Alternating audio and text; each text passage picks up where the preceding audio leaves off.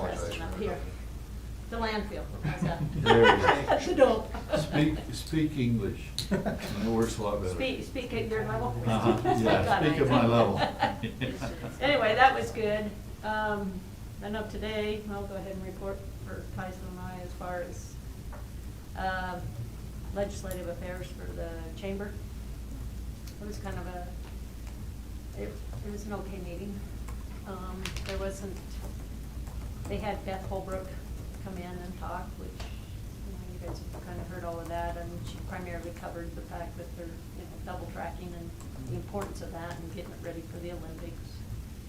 And she really kind of stressed the fact that she wants to be partners with everybody, so if there's anything we see, we're supposed to reach out and kind of talk to her and let them know that things that we want or what they can work on for us. But the interesting takeaway today was Bob was to report on the elections. he didn't really do much of that. He went off on a whole nother tangent as far as everything going on with the county, talking about the sports park and the fact they're doing their grand opening ribbon cutting next week, or 2 weeks, I guess. And then, here's the takeaway though. Then he proceeded to talk about this, that they're in budget season and they're recognizing that they may have to raise taxes. So that's a heads up, and so I was curious. Why don't they just lower salaries for the 4 of them? There's only 3. Oh, is there? Oh, I thought that much money, they had to at least have 4.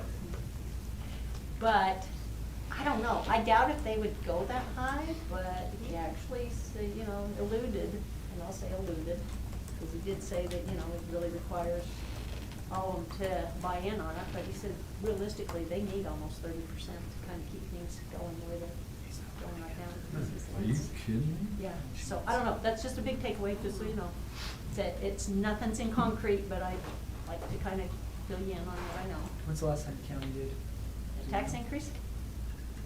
What's that?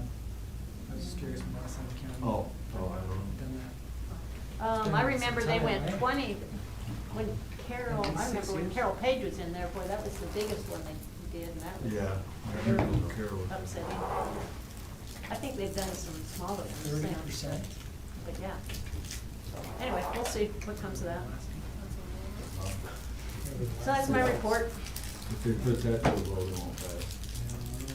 I don't need to. I don't think they have to, Yeah, I know. so. Interesting. So you guys. What was his, why?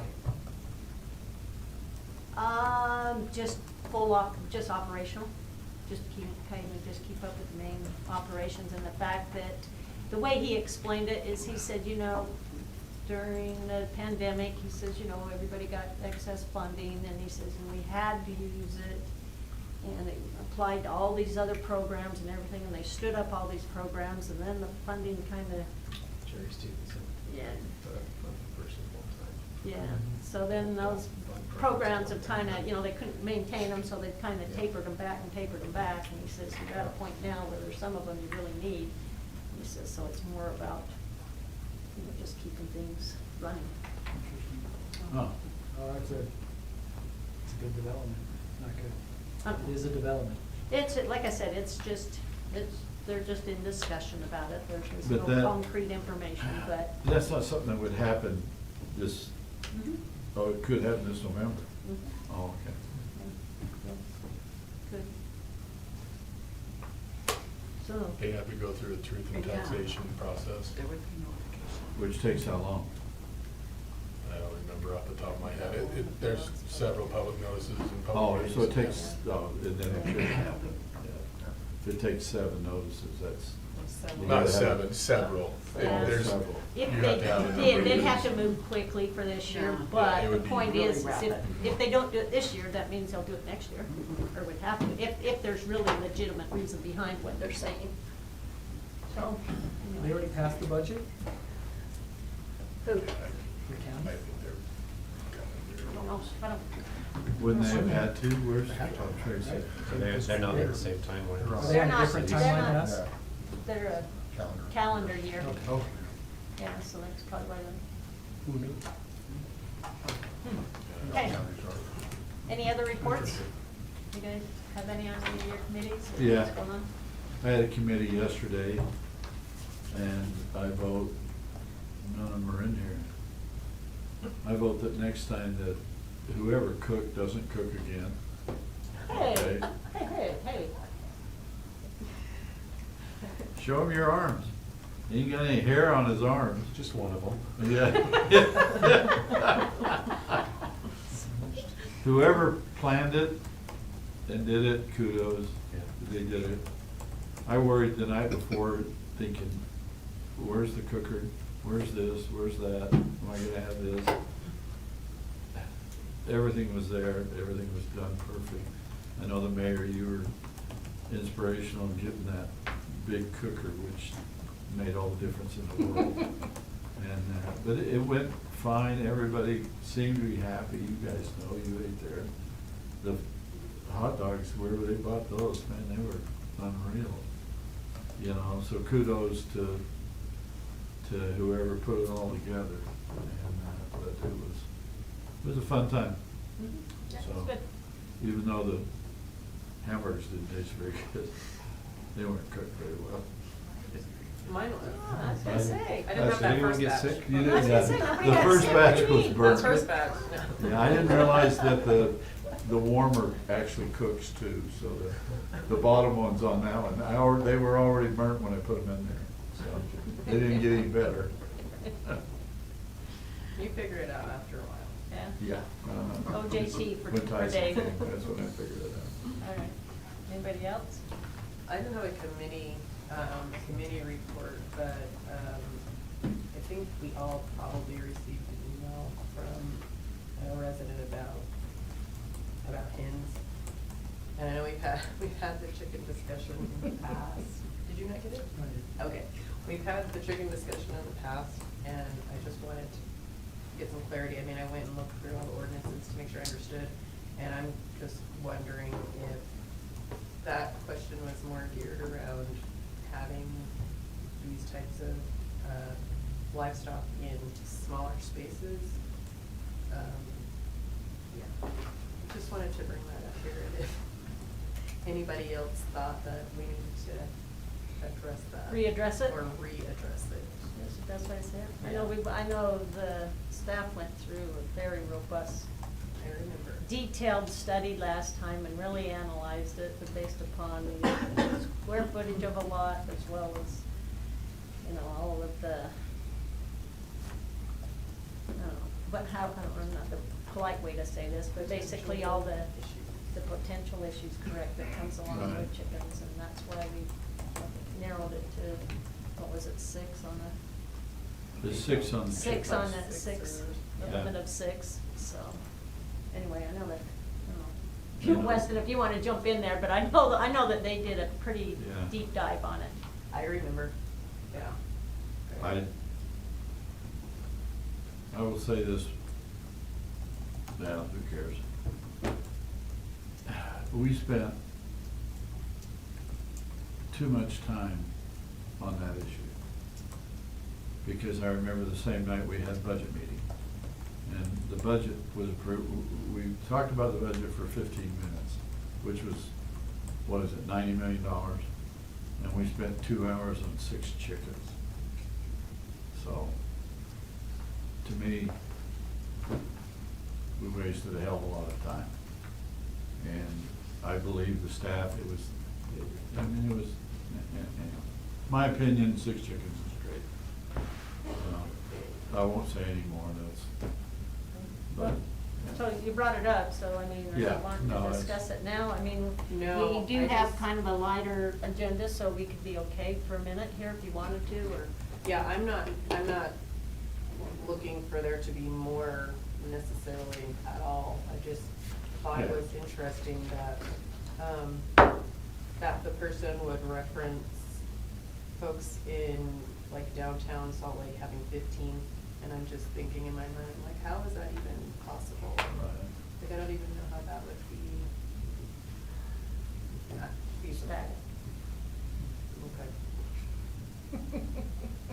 So I hadn't responded yet, but I just wanted to kind of get the feel from everyone, but I assumed it would be what we thought last time, because as Dave mentioned, this was already a robust discussion, and, Yeah. you know, the ordinance is there. So much so that it's on our FAQs on the website.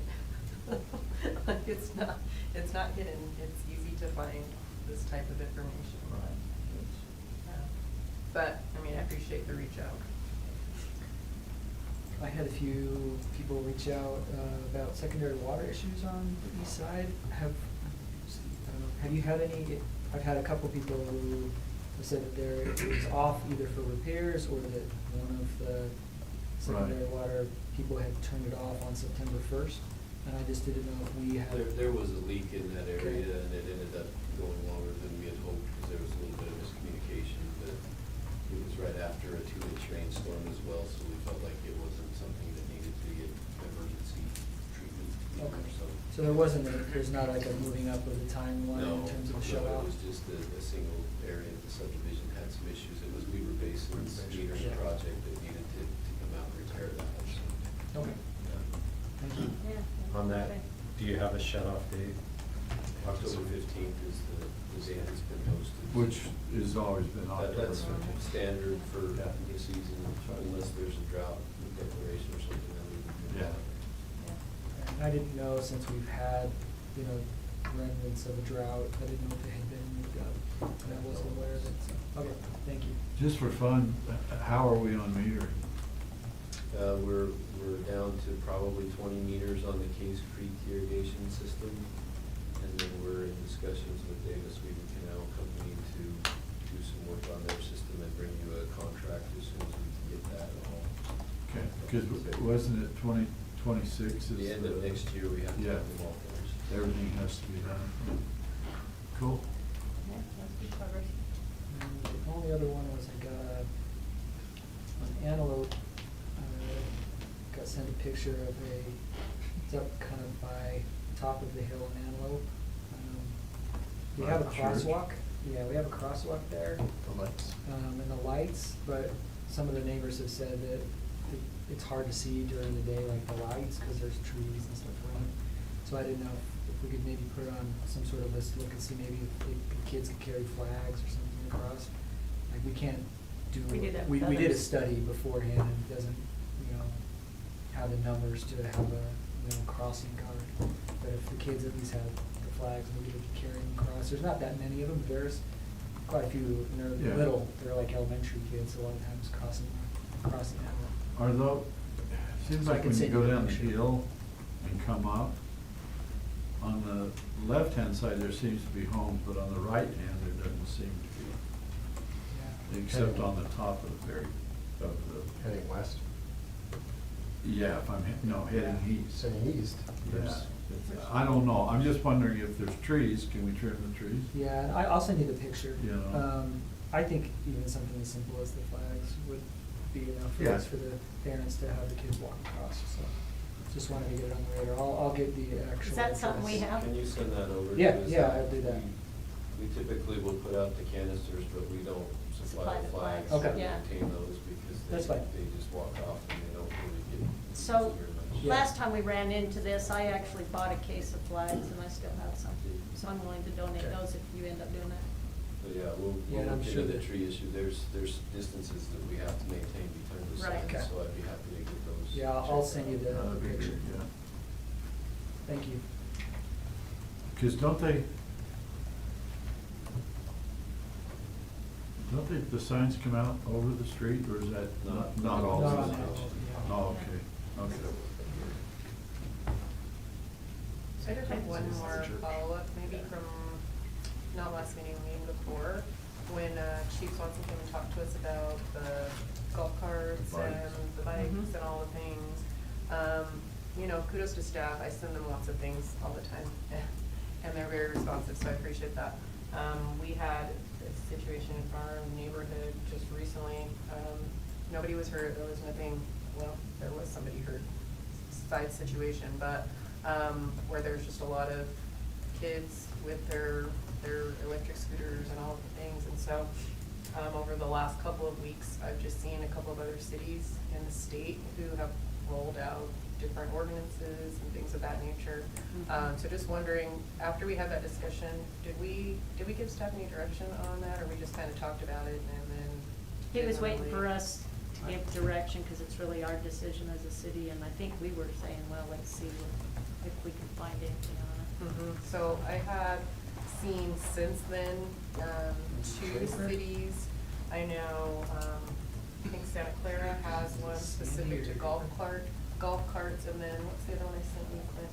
I sent one to Clint. It was, about scooters and pretty much anything electric that goes under 25 miles per hour or something, but basically just rolling out, more of an awareness plan to go along with their ordinances. And I know we don't have an ordinance yet, but Bountiful, thank you. But I just think, it'd probably be in our best interest to be more proactive about. Well, from that looking into discussion, remember we said maybe we need to do some social media posts and try to do some education on it as well. Mhm. I remember the chief was, we asked him, like, I asked him, do you want us to do anything, or is it difficult to enforce? And I think he was kind of like, Well, he was just, he was nervous that if we have to enforce it, Right. just think, well, we How have do to we- do it. right, and that's my You know. point, is, Not that that makes a difference, but you'd have to be pretty bad to say, okay, you know, but there's maybe some things we can do. Don't we have a, I don't see, in the, not the DARE program, don't we have a program that goes into the elementary schools with fire? Mhm. Fire board. Maybe they could include that, because those are the age group of kids that I worry about the most, you know, because they have those things that'll move 20 miles an hour and they're not really overly bright. I think the biggest thing, for me is, I remember Chief saying that there were some officers, you know, they're treating things differently because there is no There's no law. set, and that doesn't mean that we have to go creating laws for Right, random no, things. exactly. But I think if at least what we've noticed is that if parents don't know, then they're not gonna teach the kids. No, you're We right can there. talk to the kids, I mean, we can't Yeah. talk to the kids, but schools can talk to the kids wherever they are, but it's But, really the parents who yeah, have to know. You're right. And yeah. so, if we did do an awareness campaign, we would still need something to base that off of. So that's the only reason why, you know, I'm thinking we should at least have a discussion about it and see, maybe look at what some of the other cities are doing. And if there's something that we can do that wouldn't be imposing too much on law enforcement, but at the same time, nobody wants to have this conversation later when something has happened. Right. Right. Especially when we've talked about it and we know that it's an issue, so. Well, we had one public comment last time too, so. Mm. in favor of opening them up, not necessarily closing them down, but. I get that, but the point is, And it's if that gonna happens, get, just then become more and more. definitely more. Yeah. Okay. Alrighty, any other reports, otherwise we'll go ahead and move on. Okay, let's go ahead and go on to the adoption of the My Hometown project, and I know Morgan's gonna present.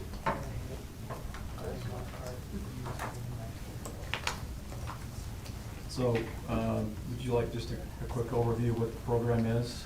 You guys, you Okay. guys remember, or? Okay, great. So, for Resolution 2544, we're asking the council to approve and adopt the agreement that the city will have with the Church of Jesus Christ of Latter-day Saints in adopting the My Hometown initiative. And what that is, it's a community-driven program that helps revitalize neighborhoods by getting collaboration with neighbors, helping neighbors and the local government and other faith-based organizations, nonprofits, businesses and volunteers to help with the initiative. The philosophy is neighbors helping neighbors through improving housing, building social connections, providing educational opportunities, creating resilient communities where people will want to invest their time, money, and efforts. So it's not a one-time cleanup effort. This is an ongoing, long-term approach that we would be committing to. By combining resources such as city equipment, church facilities for classes, volunteer labor. This program would address issues without a religious agenda in community activities. Volunteers, including service missionaries from the Church of Jesus Christ of Latter-day Saints who are not proselytizing or preaching during these events. They focus on empowering people rather than just giving a handout to people. So there's two components with the initiative. The first one is days of service, and these are weekend events where volunteers tackle home and public improvements, painting homes, garbage removal, cleaning up a yard, landscaping, repairing somebody's driveway, cleaning up a park. The city would provide the equipment like trucks and dumpsters. Homeowners would supply materials if possible, and all the labor is free. And then the second component is a community resource center, or a CRC, and that is a meeting house that's open on weekdays for free classes, and the classes offered are English as a second language, piano lessons, computer skills. And we've identified a meeting house that's just right behind Fresh Market here in town that would be used for the CRC. So that would pretty much sum up what the program is, and the recommendation would be for the city council to approve that agreement tonight we have with the church. I have one comment, which is odd. How did the piano thing get in Piano lessons? there? Yeah. Apparently that's a popular class in other cities. West Valley City's been doing this for a while, Ogden City for about 5 years. The only reason I say that is when I ran the recreation, our idea was we will fulfill needs of things that are not being done. But I see piano lessons all over, signs everywhere in the world. Mhm. And I'd hate to say, you know, if somebody's making some money doing piano lessons, why should the city become involved with piano lessons? Right. That's my only, Sure. you know, other than that, I love the idea. I would like to see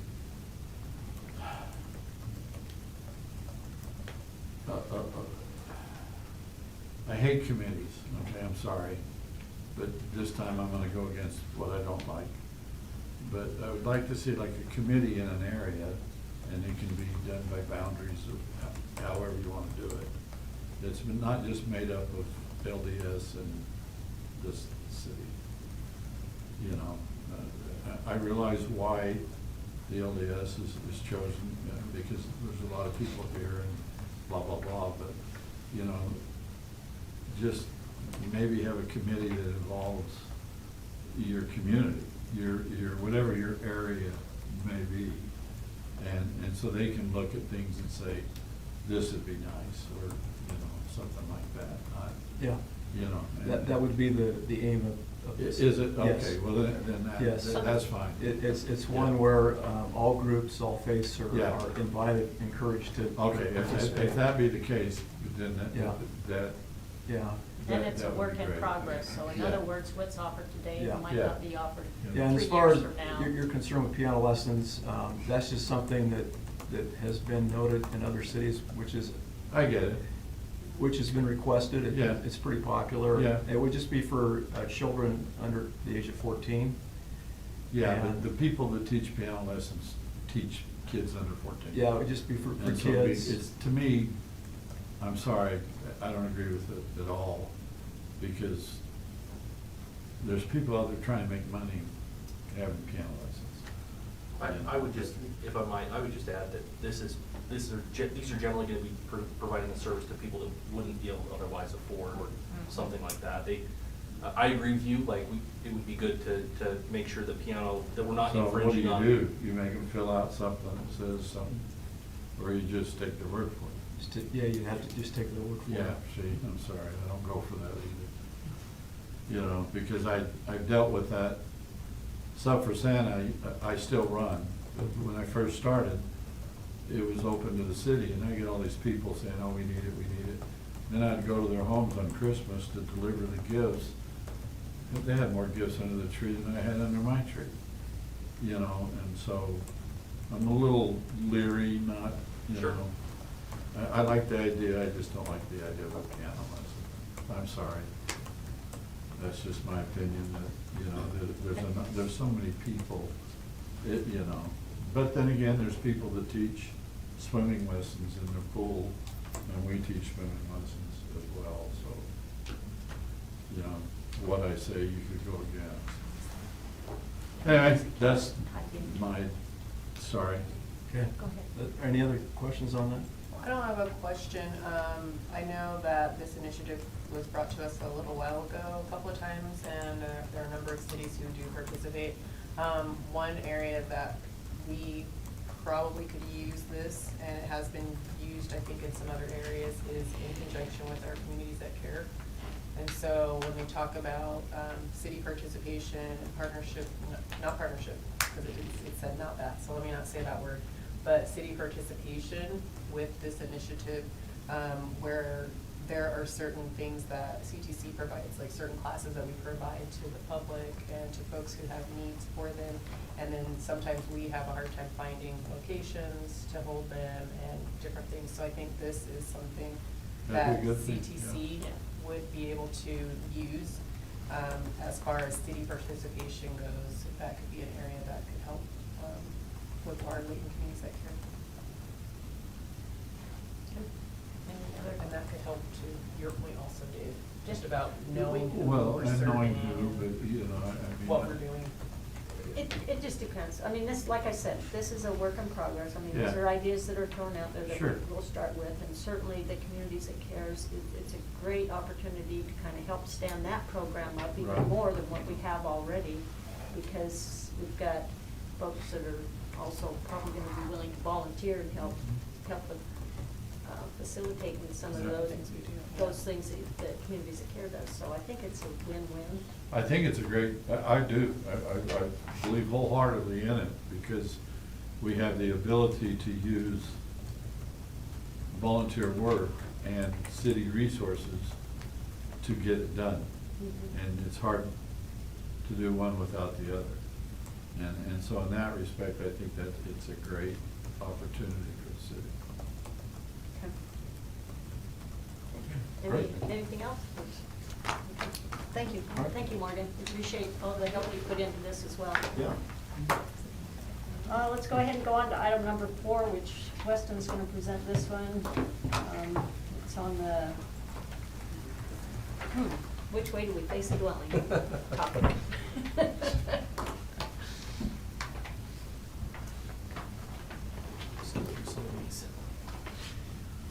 So we talked about this during the last council meeting, well, 2 council meetings ago, I should say. Just a general summary of what we're really looking at. So what we're talking about is the front of homes facing towards the street. So we're basically identifying that the front door needs to be along the front facade of the home. Obviously, that can be placed anywhere along the front facade.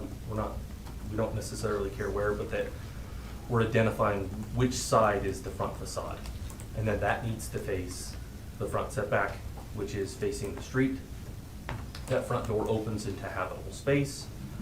And then we're requiring a pathway from the door to the side, or to the public or private sidewalk. That obviously could include part of the driveway. And this, this has been stemmed from a number of different things, but we have identified a number of homes this year that this issue has come up on in various degrees. Matter of fact, I should pull out this.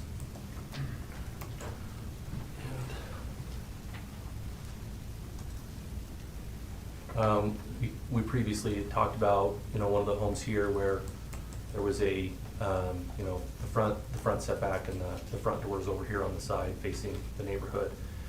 And this ends up being one of the issues that we end up having, and we see it in a number of different ways, but that the real purpose is to say, from a public safety standpoint, from a community development standpoint of orienting the front doors towards the street, and from a setback standpoint of making sure that we identify what the correct setback is, for the future of the home and the placement of accessory structures, identifying the front facade and saying this is where the front is, helps the development throughout the life of the home. So just to give you a general of that.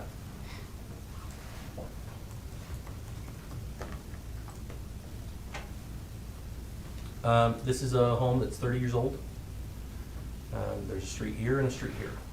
I just did a basic layout. So they did the front setback right here. This is the front. And so no one would ever look at that and say that that's the front of the home, right? But they built their front setback here. And so, you know, in for a penny, in for a pound, we want to make sure our ordinances are in line, right? So this is their corner side yard. This is their corner side yard. So now, the way the ordinance reads, I can put a structure here, right in front of the front door. And again, these are not things that are happening all the time, right? But it's those times that when they do happen, they create a fair amount of angst and frustration within the neighborhood. You know, another thing right here is, it's hard to tell in this image because it's kind of small and grayed out, but this is a 6-foot fence that's just functioning as their side rear yard. But based on how they were approved as their front yard, you can't have a 6-foot fence in your front yard, right?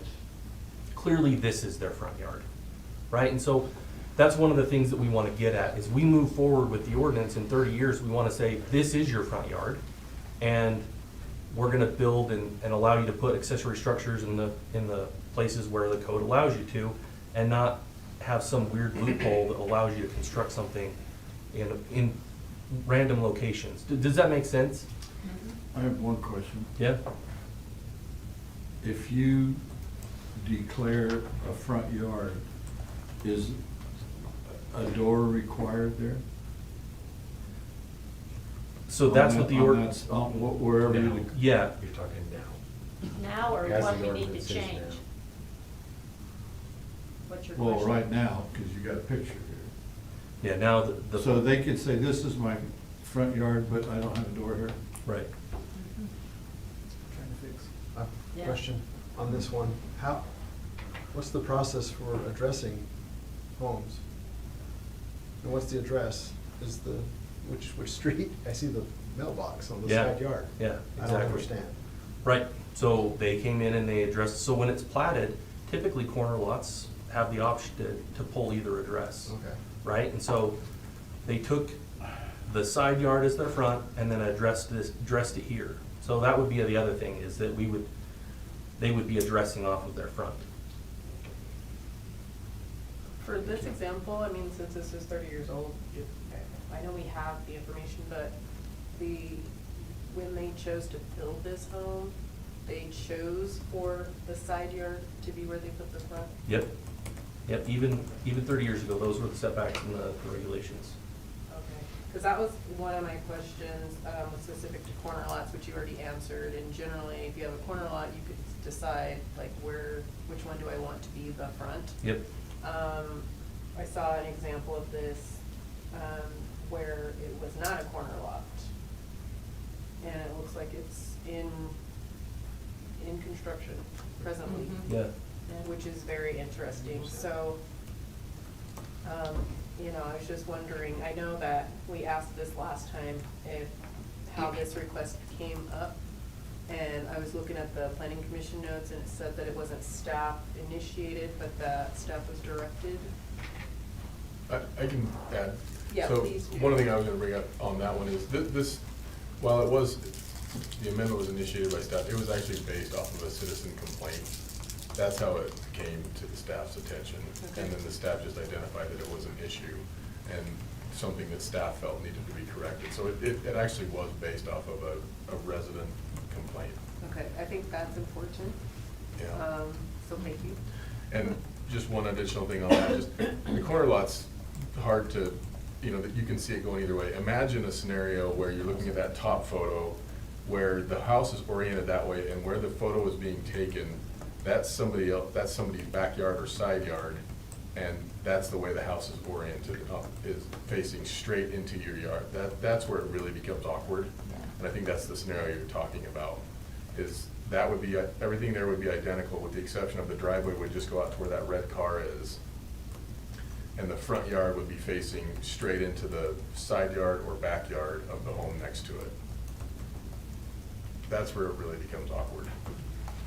Well, not only that, I mean, the landscaping has been brought up, I mean, really, we don't have control of that then either. Because you don't really, you can't implement what people put in their side or backyards, but the Right. front we do. Yep. Yeah, I have less of a concern on the corners, just because you Yeah. can choose, but I do think that, to the point you stated earlier, if you're choosing, then that's what you should do. Yeah.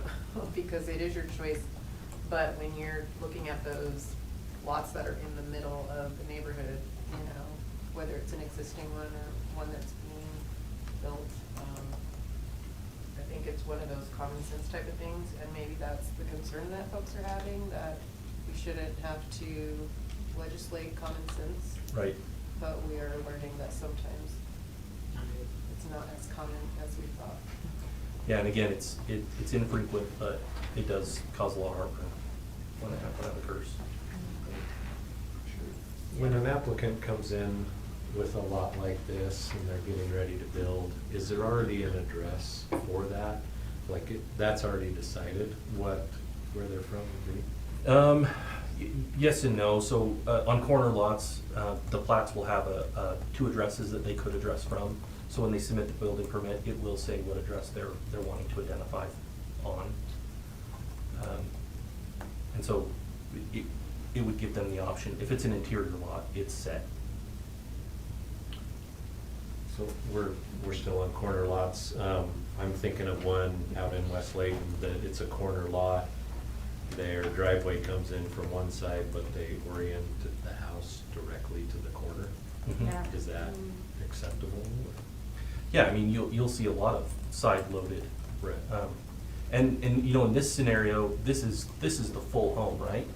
But there are homes that are designed that way where you can tell that it is a side-loaded garage and they front the other way. That's completely appropriate.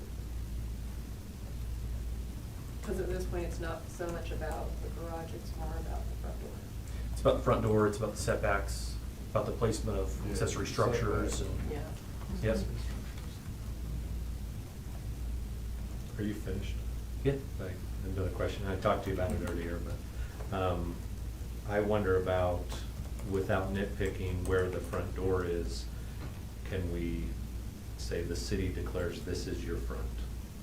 And the setbacks that are allowed, you know, the setbacks reflect that address without saying your front door needs to be here. I'm just Yeah. curious if that's an option rather than, you know, being so heavy-handed on your front door is here. But I understand the concern of a neighbor doesn't want to see a shed in their front yard. Right. You know, in their neighborhood. So I'm just wondering if that's an option. You know, I guess I would, yes, that is an option. I would put that to the council. Staff, this is staff's recommendation, and we feel like that this is an appropriate way to handle it without being too heavy-handed. But if the recommendation from the council is for us to craft this in a way that would fit more of that, that's something we can look at.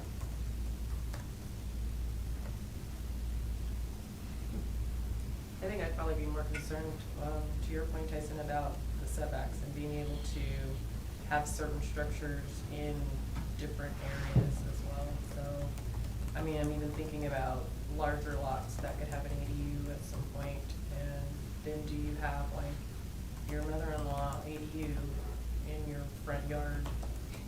Because you now have, you know, the complaint that we hear often about density. Well, you created that, which density, you know, there's a need for it at different times and in different locations, but the complaint that folks usually have is that it's right there in their face. And so something like this, where you're complaining or arguing on one point, well, I want to be able to do what I want, but then you're arguing on the other point, well, I don't want people to be able to do what they want. So you kind of have to like pick and choose your battles, but I think planning for, things that could potentially blow up at some point. There's a lot of wisdom in that. And so I think to Tyson's point, if we could word it in a way that it's really more about the setbacks. Again, I was looking at the minutes and, you know, one commissioner talking about how the ability for there to be variety in a neighborhood and all those types of things, which is great. But one of the ones I drove by, that wasn't necessarily providing variety. It was more of a what happened here type of thing. It's just the way that it looked. And so I think that that's something we could look into, or I would like for us to look into. My concern with that is the public safety issue, knowing where, if there's an emergency in that area, well, how do we even get into this house? Here's the front, but the door's not there. That's my concern with that.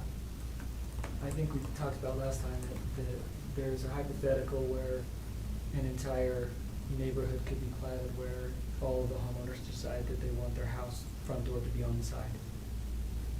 And that's allowed under city code right now. Yeah, matter of fact, we've got a new subdivision that's coming in. It's not recorded yet, but you can see the flag lot here. This text didn't populate, but the potential homeowner wants to face this way. But he's on the corner, he could. It's not, and it's not technically a corner because they don't access, this home doesn't access off of this, Oh, off the I'm flag. sorry. No, you're right, like that's the initial catch, but, Yeah. and they wanna do that so that they can have this as their rear yard, right? I feel like it's a pretty common sense solution. I don't think it's necessarily, I mean, with respect, I don't see it as heavy-handed as telling people that their front door has to face the street. I agree. Yeah, that it has to Yeah. face the front, particularly in a neighborhood that already exists. I think that's part of what a community is supposed to be. It's not private property rights, full and absolute. I mean, you live in a neighborhood, you gotta be a good neighbor. It's part of why city code says you have to do certain things. So I'm on board with the current iteration. For this one that you just mentioned, this 128, Yes. currently, one would expect that the front would either be here to the north or here, It right? would just be here, yeah, this should be the front. Okay, so what's behind there? Is that not an extra street for that? Back here? Mhm. It's actually stubbed, for future development, yeah. That's the end of the development. That's an interesting photo too, because actually on this one, lots 131, 132 through 130 could all be facing different ways. You could have front yards facing the private lane, you could have front yards facing the street and both. Yeah. So you could have 132 and 130 under the current ordinance facing the street and 131 facing the other way, so you've just got this inconsistency within the neighborhood. They put up a 6-foot fence and you've got this strange checkerboard. Well, I don't think you could, because flag lots only allow one lot, don't they? Flag lots, can you I do don't know multiple that homes one. on flag lot? Well, Because the 128 and 129 are essentially like the same lot, but one is. No, they're separate One's lots. behind. They are separate well, lots. he's talking about an entrance. Can Sure. they have a shared You have more than one lot on a flag. entrance there? Oh, I see what you're saying. Yes, you can have two lots on a flag lot.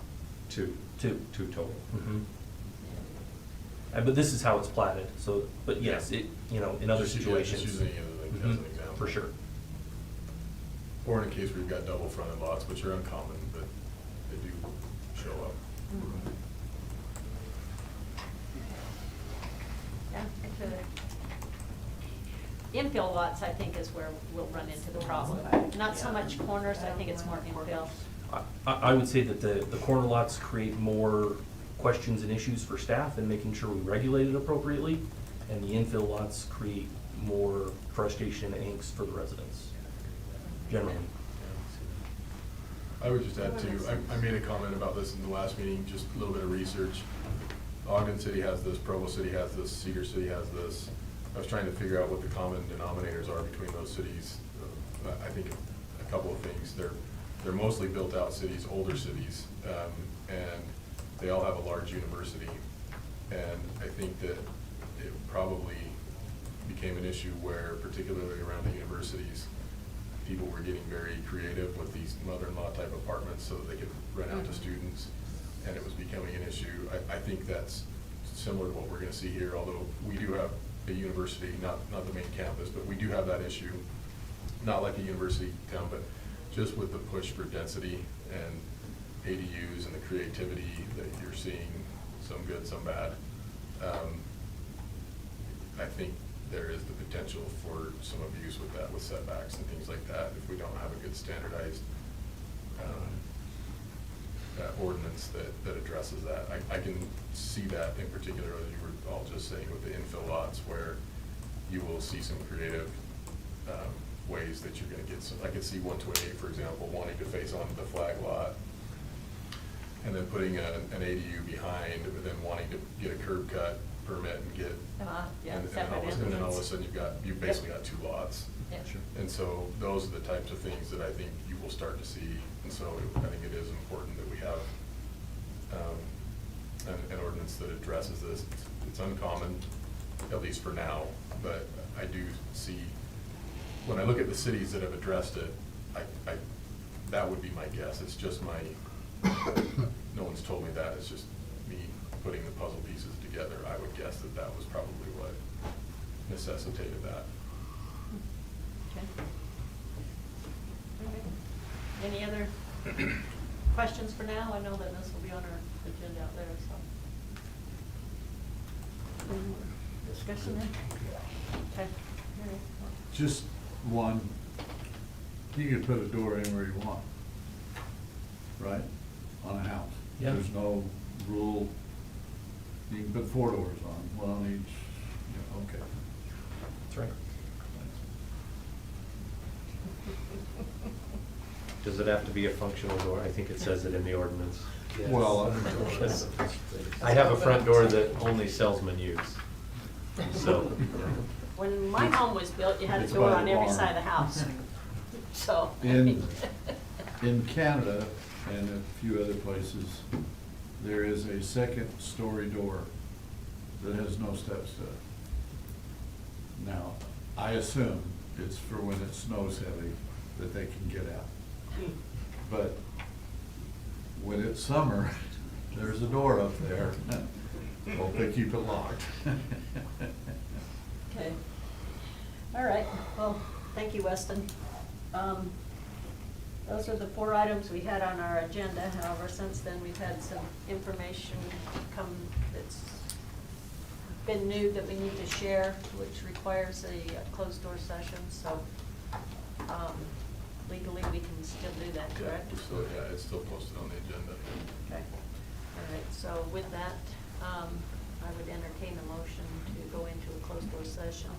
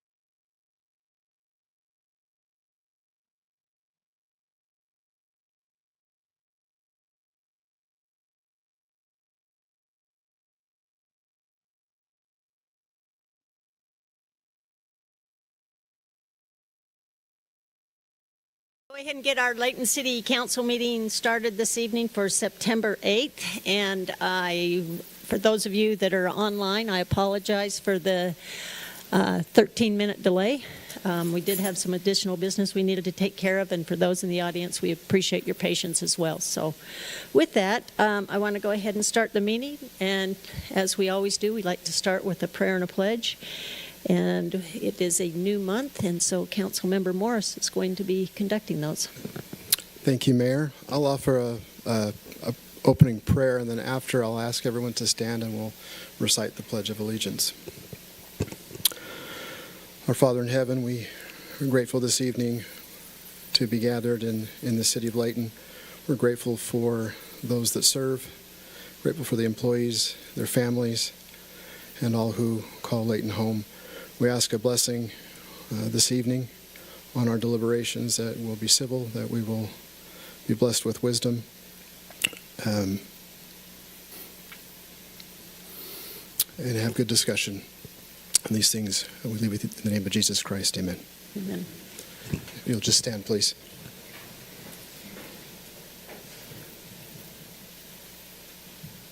Pledge allegiance to the flag of the United States of America and to the republic for which it stands, one nation, under God, indivisible, with liberty and justice for all.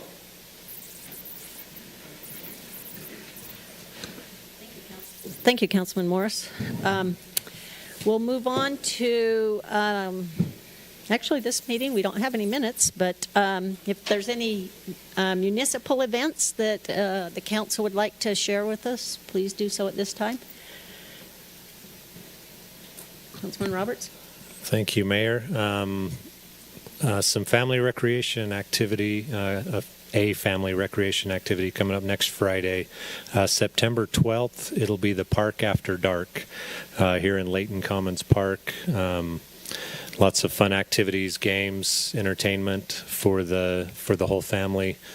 Come cook some s'mores and get your fingers sticky, as it always happens. So, yeah, Park After Dark, September 12th, 7:30 to 9:30 p.m. Thank you, Mayor. Okay, thank you.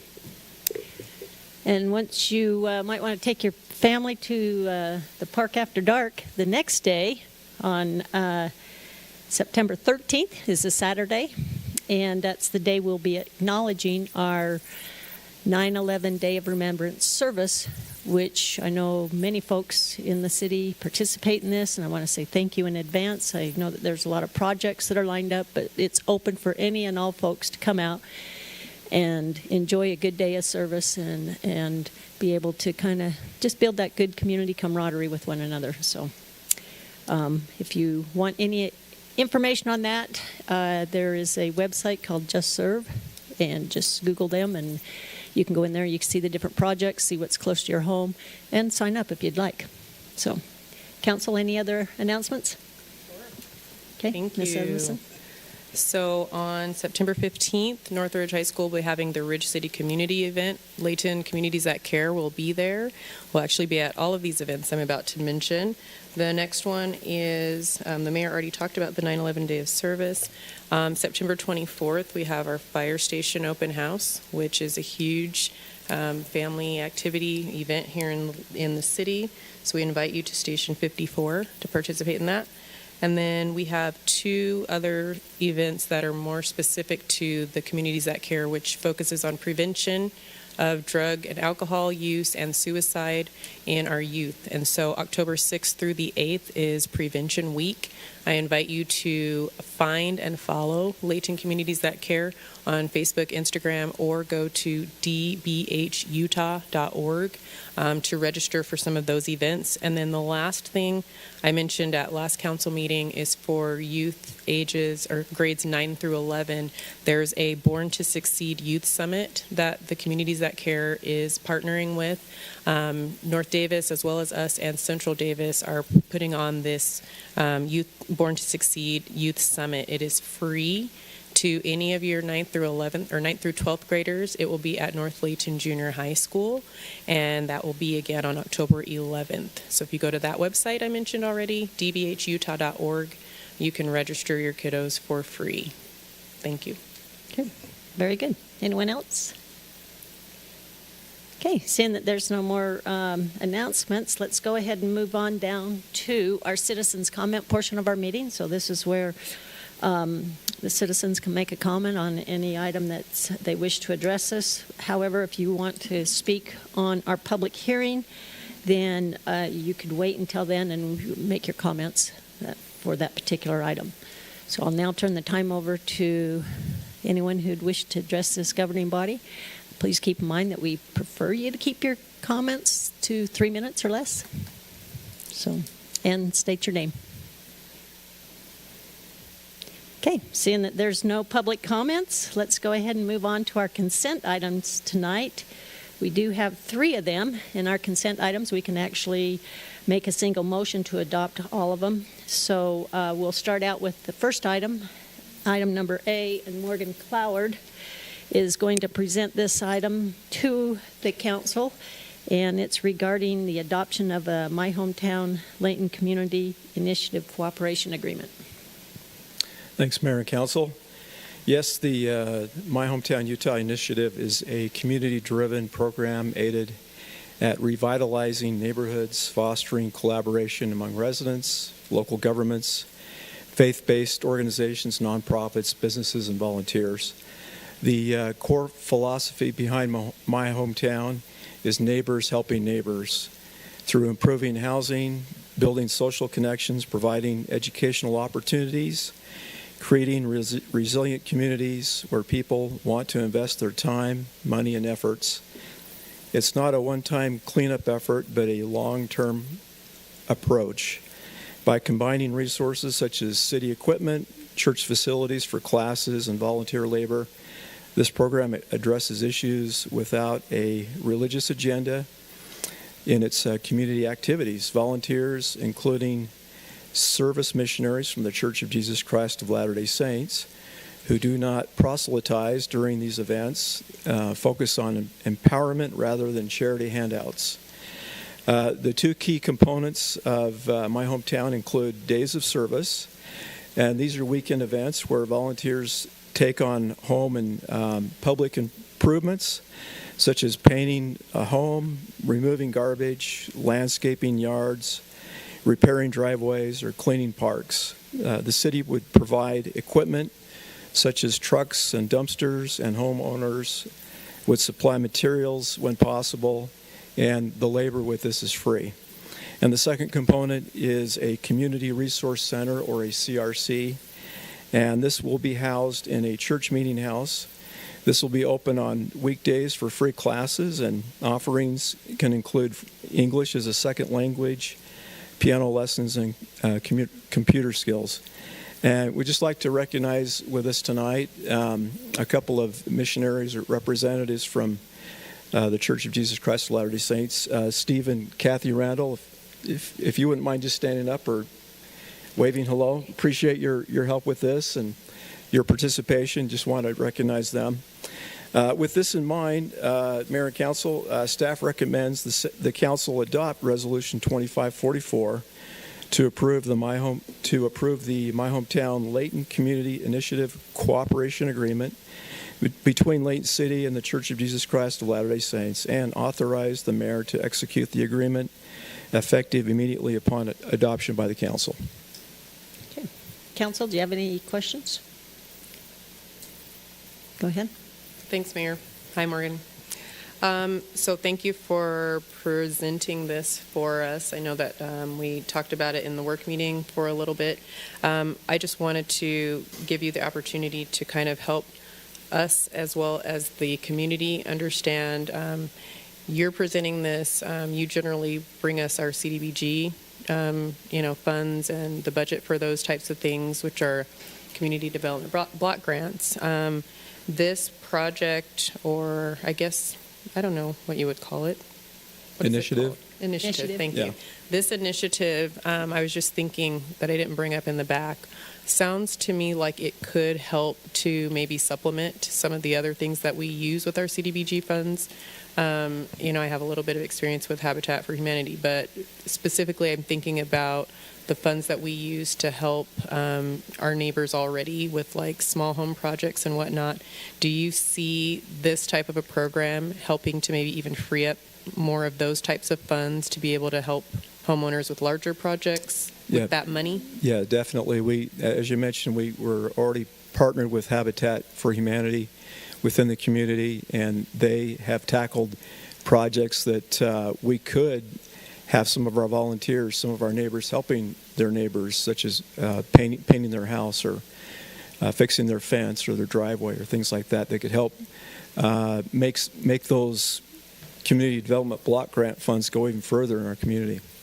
So that's one thing that I think is really great about this, aside from the fact that you've got neighbors helping neighbors. It sounds to me like it's, instead of having like the individual 9/11 day of services that we have, right around that time of year, which we're in right now, is that this is something that could be going on throughout the year. And so you wouldn't have to necessarily sign up for one big event in September, but we could have projects like this going on all the time, giving other people opportunities to help their neighbors. I'm thinking about some of my kids who might need to help participate.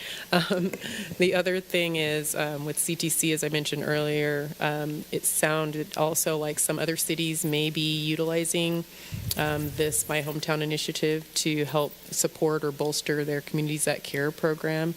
And so I know with CTC we have a lot of classes that we offer to families. Some of them are for parents specifically, some are for youth, and then some are for both. And then we have other spaces where we are looking for space for like a younger child who maybe are not participating in said class. And it sounds like this initiative could maybe help with that. Can you speak a little bit to that? Yeah, definitely. I think as we start to meet with the city department representatives, that will happen in 2 weeks, and more involvement from members of the community, not just members of the Church of Jesus Christ of Latter-day Saints, we can help to supplement and support those types of other efforts that are already established in the community. Great. Well, CTC is a Layton-sponsored program, so thank you. Any other comments or questions on this? Morgan, you did a great job. I appreciate all your help in helping us stand this up, and also to the Randalls, and I know the Cravens and the Thompsons have also been involved. So again, thank you everyone, and I'm excited to get this program off the ground and running, because like I said, we have such great participation with the 9/11 day of service, but this is really about building an entire community and really beautifying our surroundings, and more importantly, having that feeling and comfort of knowing you're helping others. And I think that this is one of those programs that can do that, because it's all encompassing with everyone. No one's excluded from it. Yep. So thank you. Okay, thank you. Okay. Let's go on to item number B at this time then, which Mr. Jackson's going to be proposing a bid award.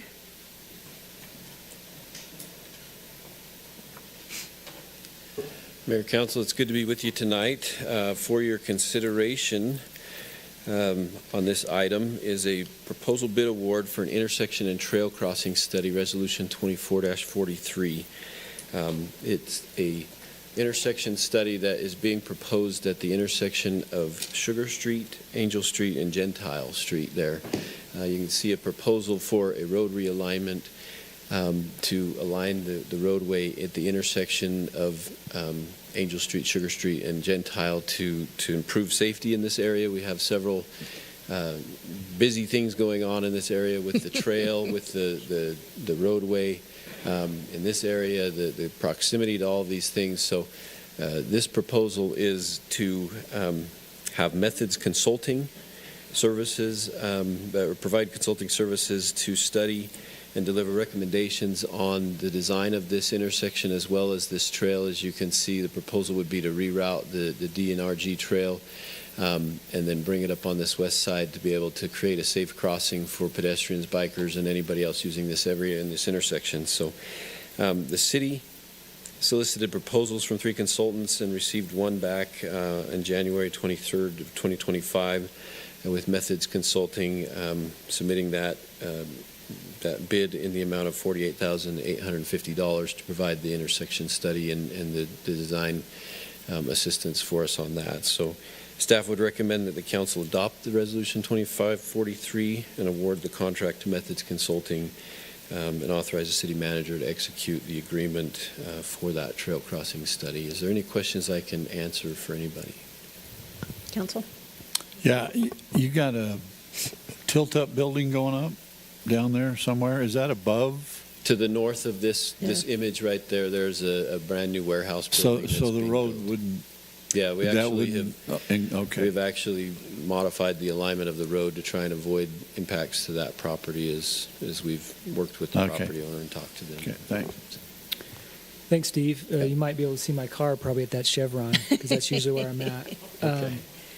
But these initial drawings are our desires about what we think, and the idea of the scope of this proposal is to kind of see if we're aligned with what the professionals in the industry would recommend. Yes, and to look at maybe some more innovative ways to handle this trail crossing. We know it's a very Yeah. busy trail crossing, and so we want to look at different alternatives and ideas as to whether or not this is kind of the standard that we would look at normally, but to have them assist us and do some counts, pedestrian counts, bicycle counts, things like that, and then just a holistic other look at it to ensure that we're not getting down the wrong road before Right. we get going on things. Yeah, I mean, it's such a big deal, not just Yeah. for the intersection. We have a property owner that we're talking that obviously the road's Mhm. going through, Yes. right? So we're making Yeah. sure that they're being respected.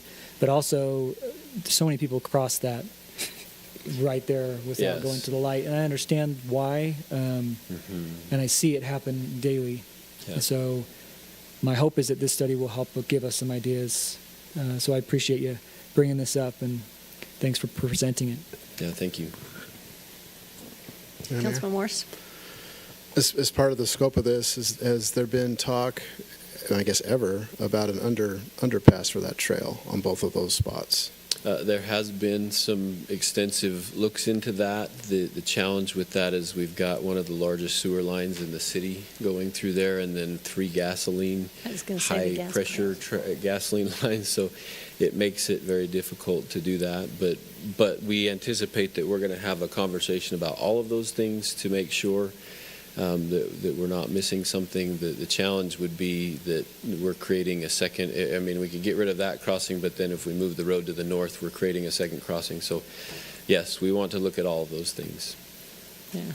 This is, to Councilman Bloxham's point of view, we frequent this area a lot, and we see it daily, and, people dart across there regardless of whether they have a light or not, and they will not go down to that intersection, so we've got to do something for the safety and welfare of our Yeah, residents. And the traffic And is traffic pretty is heavy in there, increasing. too, so. Yeah.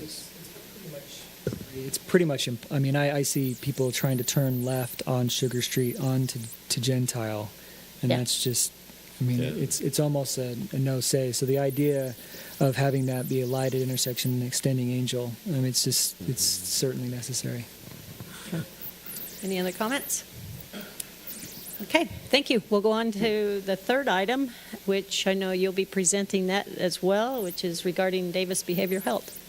Yeah, so this item, Resolution 2545, is a letter of agreement between Layton City and Davis Behavioral Health regarding the handling of culinary water impact fees and water exaction requirements. So as I believe you all are aware, Davis Behavioral Health is building a facility down on South Main Street in Layton, just north of the current building that they're utilizing down there. And as we have been discussing the project with them, they're building everything to the north in the kind of white area and then this little hatched area up there. But part of the project is that they will install a master meter in the project that then will service all of the property, which are 2 additional buildings down here on the south end of their project. And as we looked at that, the cost to charge them for that full-size meter, a 3-inch meter, and the impact fees and everything with that don't accurately reflect the demand that is required for just this initial phase. And so we felt like it was appropriate to approach the council and ask if they would sign this letter of agreement where they would understand that they will be charged for what is the actual existing demand and impact for the current project proposal phase, and then when this future phase comes in, because it could be potentially a long ways out, that then they would pay those fees for the additional impact there, but the facility and the infrastructure up at the top by the road would be put in at this time. So that's the proposal. The impact fee and water exaction requirements will be based on the meter size, based on the fixture counts, they call them. So we look at all the water use that site would need, and we determine what that would be. That's what they'll pay for this first phase, and then the second phase, when it develops, they would pay those additional fees at that time. So staff recommends that council adopt Resolution 2545 and adopt and approve the letter of agreement between Davis Behavioral Health handling the water impact fees and water exaction requirements, and authorize the mayor to sign that letter. Is there any questions I can answer for you on this one? Questions? Yeah. Go ahead. So what you're going to install will cover the future? Yes. 3 inches? It's a 3-inch diameter meter. 3 inches will cover it? Wow. Yeah. You can get a lot of water through there. And when we put in, just to help you understand too, when we put in a 2-inch meter, it can go into kind of a manhole-sized vault, but when you go to a 3-inch meter, it's a lot bigger. And so it's prudent to put in the larger size meter, but since the impact is really only on this first phase, we feel it prudent to allow them to just pay those fees and then pay the second. I get all that, but I was just thinking 3 inches for all of that seems, I didn't realize that would cover that, but evidently it does. 500 gallons a minute. Yeah, okay. No, that's good. The beauty of pressure. Yeah, I was just looking at that thinking, a lot of water going through there. Yeah. Okay. Anyone else have any questions or comments here? Okay, Thank you. Appreciate Mr. it. Jackson, we appreciate that. Council, I'll bring it back to you then for our consent items that have been presented. I'd look for a motion, and if you could, state the resolution number as well. Madam Mayor, I move that we adopt the consent items as presented. Item A, which is Resolution 25-44 for the My Hometown Layton Community Initiative. Item B, which is Resolution 25-43, which is a bid award proposal for a trail crossing and intersection study. And item C, Resolution 25-45, which is a letter of agreement between Layton City and DBH. Second. Okay, it's been moved in second that we adopt the consent items as presented. All in favor, please say aye. Aye. Any opposed? Okay, thank you very much. That's unanimous. We appreciate that. We'll now move on to item number 6, which is our public hearing. And Mr. Weston Apollone is going to present this item to us, and it's amending our Layton City Municipal Code. Thank you, Mayor and Council. Mayor, as you said, before you tonight is text amendment to amend the municipal code. The current municipal code does not regulate the orientation of a home on a specific lot. In some situations, property owners have chosen to orient the front of the home towards the side or rear of properties. These circumstances usually present themselves on corner lots, infills, in existing subdivisions or flag lots. This can create complications with how the property is regulated. The designation of the front yard will determine the location of the side yards and rear yard, which in turn can affect how accessory structures, pools, fencing, and other improvements can be placed on the property. In addition, by orienting the front of the home to the side or rear of the property, even in limited circumstances, a home becomes inconsistent with the development pattern and characteristics of the existing neighborhood. It can also create safety concerns in not having a front visible door easily accessible. for emergency services. The proposed amendment before you covers these 3 points, which is the front of the home would face towards the street, the front door opens into habitable space, and there's a required pathway from the front door to the nearest public or private street. Council had an opportunity to review this item on August 7th, and we're back again to discuss it further. Staff does recommend the City Council approve the proposed amendment as drafted. Be happy to ask or answer any questions you may have. Okay, Council, I know we discussed it in our work meeting, but do you have any additional comments, questions, concerns before we open it up? Go ahead. Yeah, Weston, the last bullet point right there. So if a driveway is relatively close to the crossing the front door, I mean, front door's on the side of the front of the house, the driveway's right next to it, would that constitute a pathway? Yeah. To the front door? Okay. We're not going to require someone to put a sidewalk to this, a walkway to the sidewalk where they have a driveway The right intent close isn't to to it. be overly heavy-handed with Okay. it. No. Appreciate it. Thanks. Wes, if you take a corner lot, okay, and let's say you have a north and west side, okay, that has a road. So on the north side, I put my front door. Okay. But my driveway is in the back that goes off of the, what did I say? West. The west side. So it comes in from back there. So that wouldn't have any bearing on anything. Nope, that's a side-loaded And home. that Yep, can be done That's that way. appropriate. Yep. Oh, okay. Okay. Any other questions?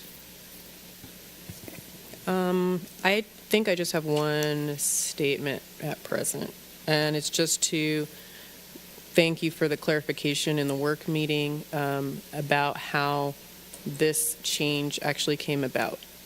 So when we talked about it during the last meeting, we knew that staff had been recommending or brought it to our attention, but it was not raised by staff nor code enforcement like some other things that come to us. But we learned earlier tonight that this was actually brought forth by a resident.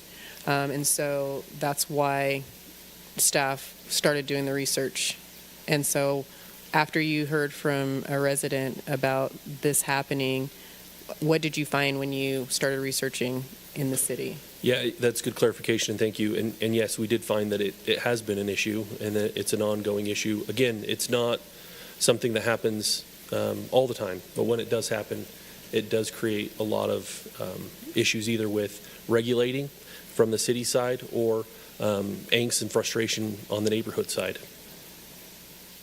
So similar to Dave, I'm less concerned about the corner lots because, you know, when you build on a corner lot, you can decide where your front is going to be, et cetera.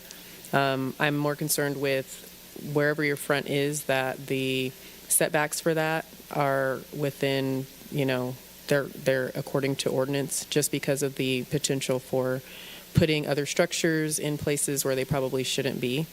And so I'd be more concerned about infill lots with this type of a situation, and not so much about neighbors liking or not liking it, but really more about just the consistency and what front is versus what front looks like.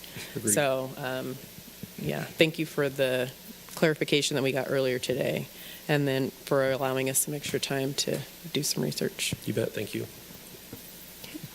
Any other comments? If not, I'll look for a motion to open the public hearing at this time.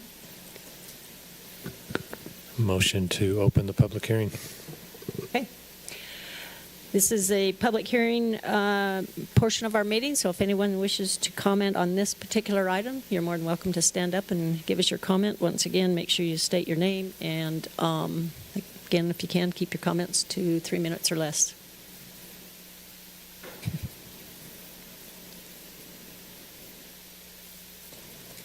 I'll try to go quick. It might take 4 minutes. Michael Christensen. I'll start with Councilman Smith Edmondson's comment just a moment ago about the concern about structures on flag lots. After the work meeting, I took a moment to look at the city code, paragraph 19.05, table 5-1, 5-2. Those articles and tables as written already specify a minimum setback of 20 feet for accessory dwellings, both in the side yard and front yard. So from that respect, I believe we have a solution looking for a problem. By my reading, you may need staff to clarify why that doesn't meet what they think this ordinance is going to do with existing code. On that avenue there, on the corner lots, I think I think the council sees that this is much less of a deal on corner lots. You already have your mandatory 30-foot side setbacks and 20-foot front setbacks. No safety issue, no structure issues on those. So really the issue is the infill. I think it was Councilman Bloxham you spoke in the work meeting about how this is particularly affecting existing new neighborhoods, or new effects on existing neighborhoods. I know from attending so many of your meetings over the past year that there's nothing this council dislikes more than being told what to do, whether it's by the sewer company or the garbage company or the state legislature. Okay. What this ordinance does is it takes something that's already really hard to do, add infill housing, and make it harder.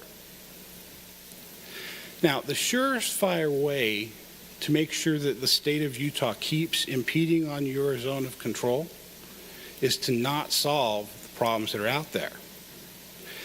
There's a lot of power in the state capital from the populated cities, the tier 1 cities, the Ogdens, Orms, Provost, Salt Lakes, West Valleys, who are already doing a lot for housing this and to fix the housing crisis we have in Utah. And there's a bunch of rural communities out there with rural legislators and senators talking on Capitol Hill in Utah who can't help solve the problem because nobody wants to live there. There's no jobs there. You can't solve our housing problem in rural Utah because there's no reason for anyone of any significant number to go out there. So you now have two factions who are fighting against suburbia, and you're not going to win. And your best bet to weaken the hand and demands of the state is to get together with the League of Cities and Towns, and the mayor of Kaysville, and the City Council of Syracuse, and Clearfield, and Roy, and Tremonton, and Clinton, and West Point, and do something that causes enough movement on the needle that the state doesn't have to come after you and tell you what to do. Because they will until the problem is solved. And adopting ordinances like this that take hard things and make them more difficult, bullseye on your back. So I stand against the motion. Thank you. And I think that's everything. Okay, thank you. Anyone else? Okay, then there's no other comments. Let's go ahead and bring it back to the council then for action, which would include the closing of our public hearing and action regarding ordinance 2519. Weston, I do actually, if you could maybe answer, I think Mr. Christian brings up a good point on the ADU setback. Is that correct? Let me see if I can pull this up from here. Oh, Steve, could you hit exit for me? There we go. Thank you. Okay, so on this graphic that we looked at earlier, this red area is based on the setbacks that would be allowed for an accessory structure to exist. Okay, so as we talked, this is the front of their home. This is their front setback that they got, and this is their side yard. So yes, inherently accessory structures, given the size of the lot, and sometimes we do have yards that have very large front yards, and so that would mean if that was given this situation, when I say front yard, I mean they're using it as their front yard, but that would facilitate structures going in front of their home. And it's not just structures, it's fences too. We talked about having a fence go along this property line here and in 6 feet, which technically is not permitted. So while, yes, we do have bigger setbacks and it does push the structures back further, there still is cases where structures could be out in the public realm, or not necessarily the public realm, but closer to the street in a pattern that we don't typically see. Yeah. Thanks.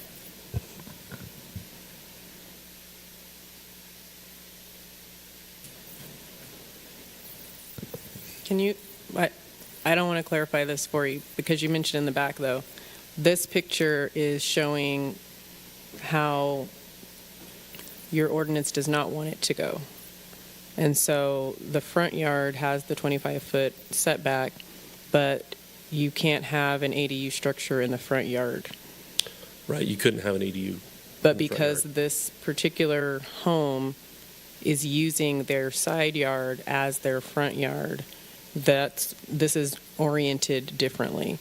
And so I think, to speak to Mr. Christensen's question, the current setbacks are 20 feet. But when we're talking about ADUs, and let's be clear, we're not talking about preventing ADUs. We're talking about them being in an appropriate location. And so to speak to your density concern, this doesn't prevent that. It just prevents them from being placed in a location on a yard or on a lot where we would prefer them not to be placed. And so that doesn't get rid of, the spot. It just makes it look uniform. No. I think that's a point that could be argued or discussed, whatever word you want to use. But I don't think it makes it harder as long as you have the ADU you have enough space to put your ADU and you're putting it in an appropriate location, then there's no problem there. Okay, any more deliberation here? Otherwise, I'll look for action. I'll make a motion, Mayor. First of all, thank you, Weston, for clearing this up both in personal conversations and in our additional meetings. So I make a motion to close the public hearing and adopt ordinance 25-19. Second. Okay, it's been moved in second. Let's do a roll call vote on this. I'll go ahead and start with Councilmember Roberts. Yes. Councilmember Watson. Now, let me just say one thing before I vote. It's important, when public comments are made about Layton not being a team player in terms of new construction and density. We have last thing I saw, nearly 2,000 entitled units in the city that have been entitled for building, but building has not been pursued by the development community. We've done our part. We continue to do our part. This ordinance is a nice way of tightening up. We don't have a lot of infill because we already have new development. We have a lot. We're not like Ogden. We're not like West Valley where there's a lot of build out and there's a lot of infill development. We don't have a lot of that here. So I don't really see that this ordinance will have a lot of consequence in the end. I think it's just a matter of making it good city planning. So with that, Madam Mayor, I vote yes. Okay, thank you. Councilmember Morris. Aye. Councilmember Smith Edmondson. Aye. Councilmember Thomas. Birthday boy. Yesterday. Yes. Okay, thank you. There you have it. Okay, it passes unanimous. That was our last item on our agenda here tonight. I don't know if we don't have any unfinished business because we decided to take care of it earlier. So I appreciate once again everyone's patience. And with that, I'll entertain a motion to adjourn. Gee, I wonder who'll do that. I make a motion that we adjourn. Okay, thank you very much, and I hope everyone has a good evening and a happy weekend coming up.